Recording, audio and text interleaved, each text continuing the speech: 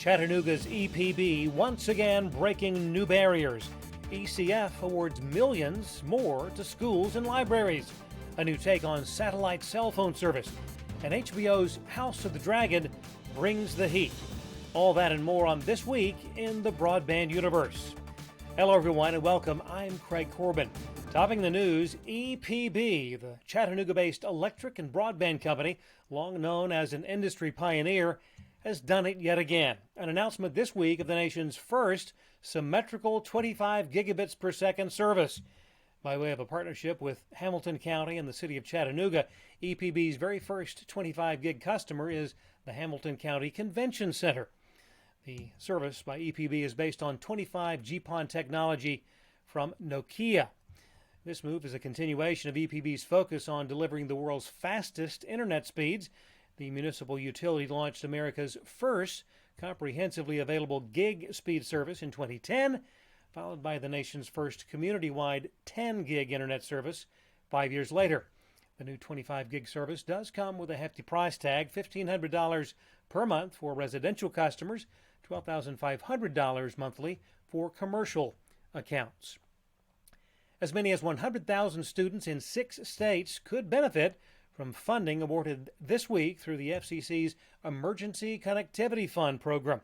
Commitment of nearly $42 million from the ECF will target 230 schools and 30 libraries in Arizona, Delaware, Idaho, Ohio, Texas, and Wisconsin. This on the heels of better than $266 million awarded by the ECF last month. In total, more than $5.7 billion has been awarded in the program, which was created last year by the American Rescue Plan Act. To date, support has been pledged for more than 10,000 schools, 900 libraries, and 100 consortia, a total of 7 million broadband connections.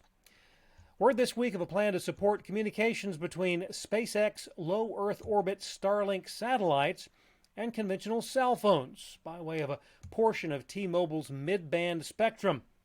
The effort will target areas of the country where cellular service is not available, with text communication beginning in 2023, voice and data service to follow as additional Starlink satellites are launched.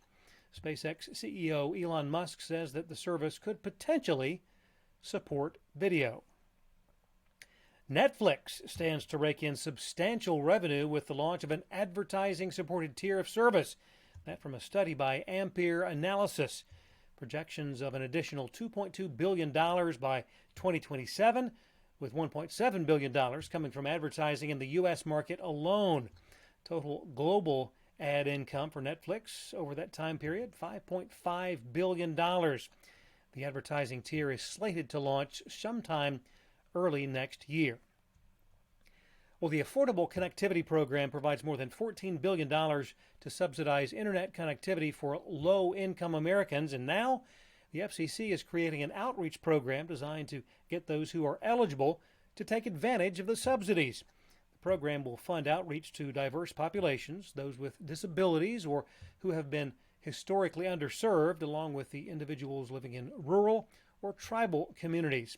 Eligible households can receive up to $30 monthly toward broadband bills and discounts on laptops, desktops, and tablets. It's official now. If you have Walmart's free shipping service Walmart Plus, you'll also have streaming service Paramount Plus for no additional cost. For the second quarter of this year, Paramount Plus had more than 43 million subscribers worldwide.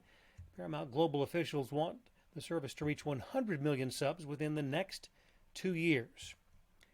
If you patronize any of the more than 300,000 restaurants, sports bars, casinos, and other venues nationwide offering DirecTV for business, you'll now be able to watch Prime Video's exclusive Thursday night football lineup. The agreement between Amazon and DirecTV was announced this week, with the very first TNF game available to those commercial accounts, being the very last NFL preseason game of the year, the San Francisco 49ers visiting the Houston Texans, including in the agreement the entire 15-game slate of Thursday night NFL games. And that begins when toe meets leather September 15th in Kansas City as the defending AFC West champion Chiefs play host to the Los Angeles Chargers.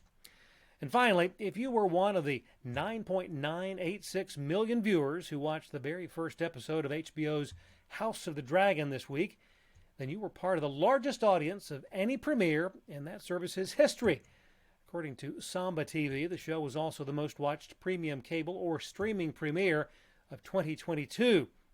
Immense interest in House of the Dragon is on par with its predecessor, Game of Thrones, although huge viewership did result in some momentary streaming glitches for a number of HBO Max viewers using one particular app. Ironically, Fire TV. Who would have thought that House of the Dragon would crash Fire TV? That's all for this edition of This Week in the Broadband Universe. I'm Craig Corbin. We'll see you next time.